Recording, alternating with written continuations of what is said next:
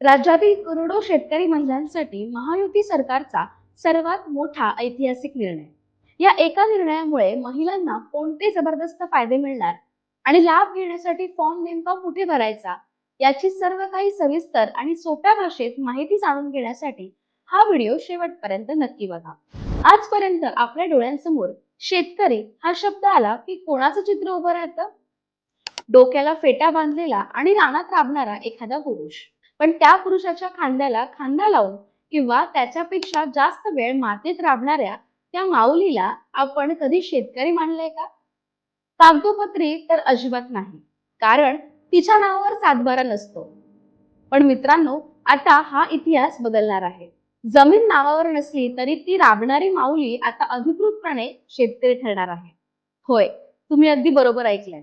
आंतरराष्ट्रीय महिला शेतकरी वर्षाचं औचित्य साधून महाराष्ट्रातील महायुती सरकारने एक असा ऐतिहासिक निर्णय घेतलाय ज्याने संपूर्ण देशाचं लक्ष वेधून घेतलंय.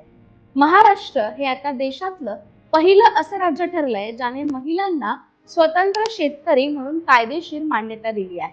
नुकतंच विधानसभेत कृषी मंत्री दत्तात्रय भरणे यांनी महाराष्ट्र महिला शेतकरी सक्षमीकरण विधेयक 2026 सादर केलं आणि एका नव्या क्रांतीची सुरुवात झाली. आजवरचा नियम असा होता की ज्याच्या नावावर शेती तोच शेतकरी. त्यामुळे शेतीत आयुष्यभर काबाड कष्ट करूनही महिलांना बँका कर्ज देत नव्हत्या.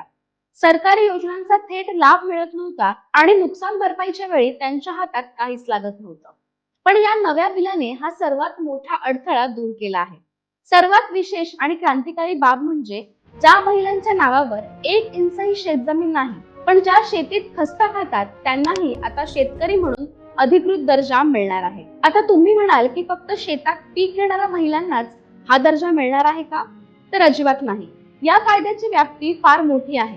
शेतात राबणाऱ्या महिला तर आहेतच, पण त्यासोबतच बीज उत्पादन करणाऱ्या, पशुसंवर्धन, कुक्कुटपालन, दुग्ध व्यवसाय, मधमाशी पालन, मासेमारी, फलोत्पादन, पुष्पोत्पादन आणि अळंबी लागवड करणाऱ्या महिलांचाही यात समावेश आहे. एवढंच नाही तर कृषी वनीकरण, चराई व्यवसाय, कंपोस्ट खत बनवणाऱ्या, बटाईने शेती करणाऱ्या आणि शेतीशी संबंधित कोणताही जोडधंदा करणाऱ्या प्रत्येक महिलेला आता महिला शेतकरी म्हणून सन्मान दिला जाणार आहे. सर्वात महत्त्वाचा प्रश्न म्हणजे यासाठी काय करावं लागेल आणि हा दर्जा मिळवायचा कसा? तर शासनाने ही प्रक्रिया अतिशय सोपी करून ठेवली आहे. प्रत्येक पात्र महिलेला शासनाकडून एक अधिकृत महिला शेतकरी प्रमाणपत्र दिलं जाणार आहे. यासाठी कोणताही किचकट फॉर्म भरण्याची गरज नाहीये. ग्रामीण भागातील महिलांना आपल्या गावातील ग्रामपंचायतीकडे तर निमशहरी आणि नगरपंचायत क्षेत्रातील महिलांना तिथल्या प्राधिकरणाकडे फक्त एक साधा अर्ज करायचा आहे. या संबंधीची सविस्तर माहिती आणि मार्गदर्शक तत्त्वे लवकरच सरकारी यंत्रणांना दिली जातील आणि सर्टिफिकेट्स मिळण्याची प्रक्रिया देखील सुरू होईल. या सर्टिफिकेटचे फायदे काय असतील हे ऐकून तुम्हालाही या निर्णयाचं महत्त्व नक्कीच समजेल. या कायद्यामुळे संपूर्ण राज्यातील महिला शेतकऱ्यांचा एक स्वतंत्र डिजिटल डेटाबेस तयार होईल. महिलांना स्वतःच्या हक्कावर कर्ज घेणं उपलब्ध होईल आणि विविध सरकारी योजनांचं अनुदान थेट त्यांच्या खात्यात जमा होईल. याही पुढे जाऊन महिला शेतकऱ्यांच्या सक्षमीकरणासाठी एक स्वतंत्र महाराष्ट्र राज्य महिला शेतकरी निधी उभारण्यात येणार आहे. तसेच महिलांचे प्रश्न आणि तक्रारी सोडवण्यासाठी स्वतंत्र सक्षमीकरण कक्ष आणि तक्रार निवारण यंत्रणा केंद्र पातळीपासून ते गाव पातळीपर्यंत काम करेल. राज्याच्या मुख्य सचिवांच्या अध्यक्षतेखाली राज्यस्तरीय देखरेख समिती या संपूर्ण कायद्याच्या अंमलबजावणीवर करडी नजर ठेवून असेल. मित्रांनो, पिढ्यानपिढ्या मातीत राबणाऱ्या राज्यातील लाखो आया बहिणींना मिळालेला हा त्यांचा हक्क आहे. त्यांची एक स्वतंत्र ओळख आहे. एक असा निर्णय जो त्यांना खऱ्या अर्थाने आर्थिकदृष्ट्या स्वतंत्र आणि सक्षम बनवेल.